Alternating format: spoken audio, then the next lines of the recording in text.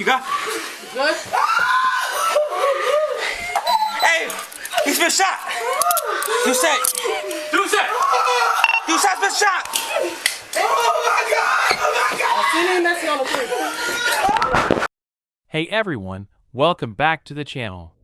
If you're new here, this is where we break down the most intense federal operations, covert missions, and real stories that sound too crazy to be true, but every word is fact. Before we get into today's investigation, I need you to do something. Look at the person next to you. Now imagine someone offering them $7,500 for 3 weeks of easy work. Sounds legit, right? That's exactly what 521 people thought before they disappeared forever. Today, we're exposing the Billionaire hunting club that operated for 3 years without anyone knowing. How did they get away with it? How did one man survive? And how did the FBI execute one of the most dangerous raids in modern history? If you're ready for the full tactical breakdown, smash that like button right now. And if you want more content like this, hit subscribe and turn on notifications. Let's dive in. March 2021. A private investment group calling themselves the Vanguard Circle purchases Eden Cay, a 42-acre island sitting 31 miles off Florida's coastline. The sale price? $63 million. But here's what's weird. This isn't some billionaire's vacation getaway. Over the next 18 months, they pour another $77 million into construction. What are they building? Underground detention cells, reinforced concrete, soundproofed, a military-grade surveillance network with thermal imaging, a private airstrip for unmarked aircraft, barracks for a 20-man security force. And here's the disturbing part. A crematorium. What kind of resort needs a crematorium? Drop your first reaction in the comments. The Vanguard Circle wasn't your typical billionaire boys club. 15 members.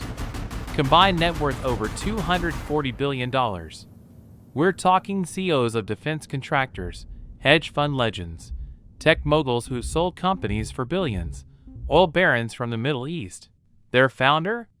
Vincent Castellano, age 47, former intelligence contractor turned tech billionaire. This guy built his empire selling surveillance tech to governments. The same technology he'd later used to track human prey.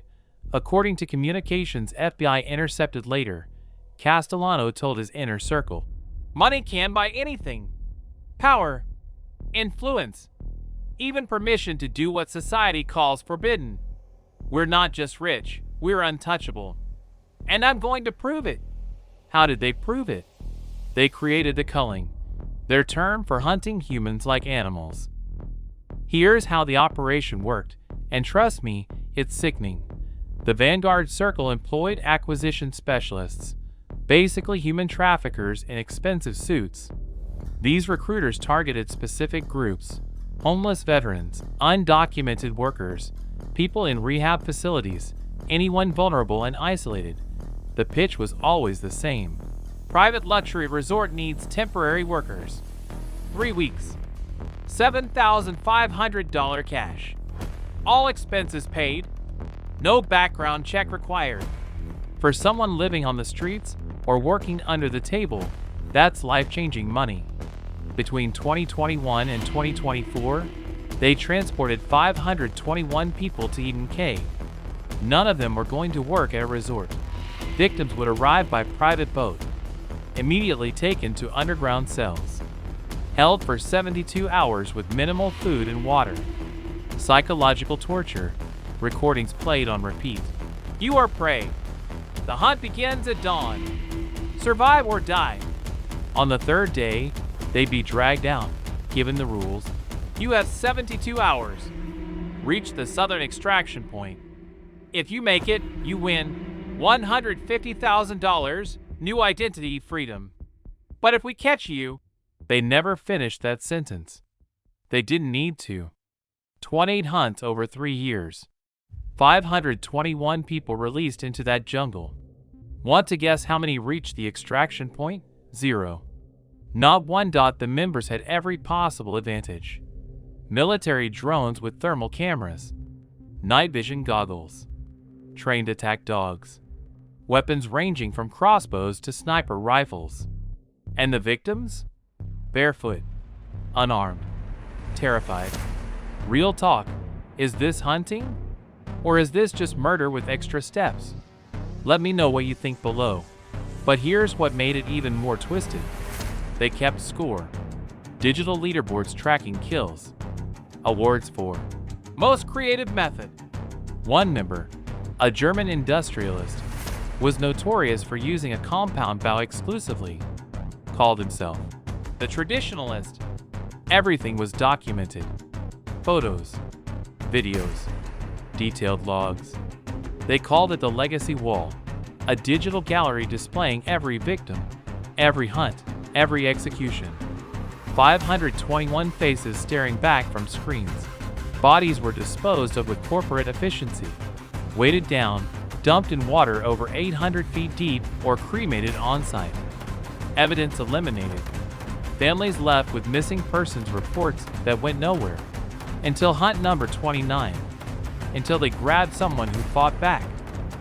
Cameron Drake, 34 years old. Navy SEAL with 3 combat deployments. Expert in survival, evasion, resistance, escape. Literally trained for this exact scenario. But in 2024, Cameron was homeless in Miami. PTSD had cost him everything: his marriage, his job, his apartment. When recruiters offered him $7,500 for construction work, he was desperate enough to take it. The boat ride to Eden Cay took 4 hours. Cameron's training kicked in immediately. Something was wrong. The crew was too disciplined, too quiet. Former military for sure. When they locked him in that underground cell, Cameron didn't panic. SEALs don't panic. They assess. They plan. They execute. For 72 hours, he memorized guard patterns, studied the facility layout, prepared mentally for what was coming. When they released him into the jungle, Cameron went full tactical. Hour 1 to 6. Build traps using jungle materials. Punji pits, tripwires, ambush positions. Hour 9. First contact. A member named Klaus Zimmermann, German billionaire, net worth $19 billion, stepped in Cameron's trap. Compound fracture. Cameron took his rifle, tactical vest, and radio. Over the radio. Target is armed. Target has military training. Request backup. Castellano's response? Deploy secondary team. Lethal force authorized. End this now. But Cameron didn't run. He attacked. Hour 21. Ambushed 2 more members near their communications hub. Took them down non-lethally. He needed them as witnesses. More importantly, he grabbed their encrypted communications device. That device would change everything. Hour 34. Cameron took a sniper round through the shoulder. Kept moving. Hour 47. Second hit. Rifle round in his left thigh. Still moving. At hour 68. 4 hours from the supposed extraction point, Cameron intercepted radio chatter. They were planning to execute anyone who reached it. The extraction point was a trap. There was never going to be a winner. So Cameron did what SEALs do best. He adapted. He swam 6 miles through open ocean. Gunshot wounds, bleeding. Hypothermic. Barely conscious. Fighting currents and the very real possibility of sharks. He reached the Florida Keys at 4:17 a.m. Collapsed on a beach near a fishing dock. A local fisherman found him at sunrise, barely breathing. Cameron's first words: call FBI. Eden Cay, 31 miles offshore. They're hunting people. 19 prisoners still alive in cells. Get them out. Now! FBI Special Agent Victoria Cross arrived at the hospital within the hour. Cameron's story sounded impossible, but he had proof. The encrypted device, GPS coordinates, photos, names. FBI's cyber division cracked the encryption in 6 hours. What they found was damning. Communication logs between all 15 members detailed hunt schedules, financial wire transfers totaling $140 million, live security feeds showing 19 people locked in cells, and the legacy wall. 521 victims cataloged like trophies. Agent Cross made the call. We have active hostages. Next hunt scheduled in 3 days. We raided Dawn. Those 19 people are coming home alive. The operation required every federal resource available. FBI Hostage Rescue Team, HRT, Coast Guard Special Operations IC Tactical Units for International Suspects, Navy SEALs on standby, federal marshals for arrest November 8, 2024. For colon 32 AM.3 Coast Guard cutters cut through dark water toward Eden Cay. Radio silence. Running lights off. Approaching from 3 different angles. AT Homestead Air Reserve Base. For helicopters spun up. 2 carrying 40 HRT operators. 2 loaded with tactical medical teams and equipment. 5:41 a.m. All units in position. All teams, this is command. Green light. Execute. Execute. Execute. Chaos erupted. Helicopters screamed over the island. Fast ropes deployed. Operators rappelled onto the main compound. Flashbangs shattered windows. FBI! Federal agents! Hands up! On the ground! Coast Guard teams stormed 3 beaches simultaneously.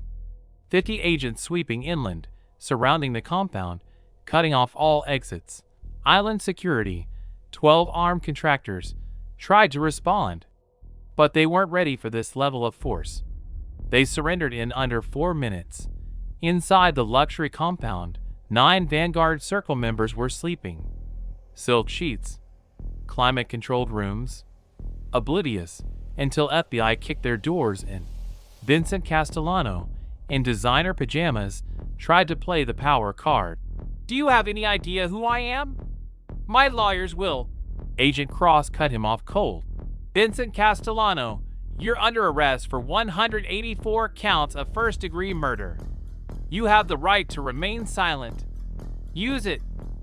In the underground facility, FBI found all 19 prisoners, ages 19 to 52, malnourished, traumatized, hours away from being released into the jungle to die. FBI, you're safe. We're taking you home. One woman, a mother of 3 from San Antonio, collapsed crying. My kids. Can I see my kids? Yes, Agent Cross told her. You're seeing them today. All 19 survived. All 19 rescued. The evidence was overwhelming. The legacy wall alone documented 521 kills. Videos showed everything. There was no defense. The arrests, 9 captured on the island, 6 tracked internationally and extradited, 4 remain in non-extradition countries with active warrants. The trials. Vincent Castellano's trial lasted 4 months. Prosecutors played video of him executing a 23-year-old veteran. Jury deliberated 37 minutes. Guilty on all 184 counts. Judge's sentence, death penalty. Federal execution. 12 other members received death sentences. 2 got life without parole for cooperating. 1 took his own life before trial. Total assets seized, $47 billion, transferred to Victim Compensation Fund. Cameron Drake testified at every single trial. Today, he's rebuilt his life, works with homeless veterans, speaks at military events, wrote a memoir. The 19 rescued prisoners? All receiving ongoing support. All alive. All free. Eden Cay was demolished.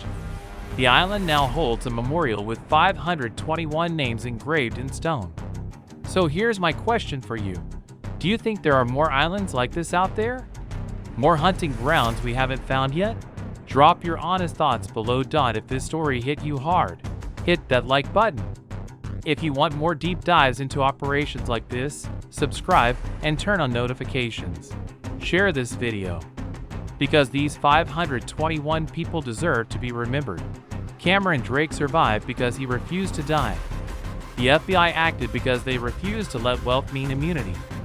And we're telling this story because we refuse to let it be forgotten. Thanks for watching. I'll see you in the next one.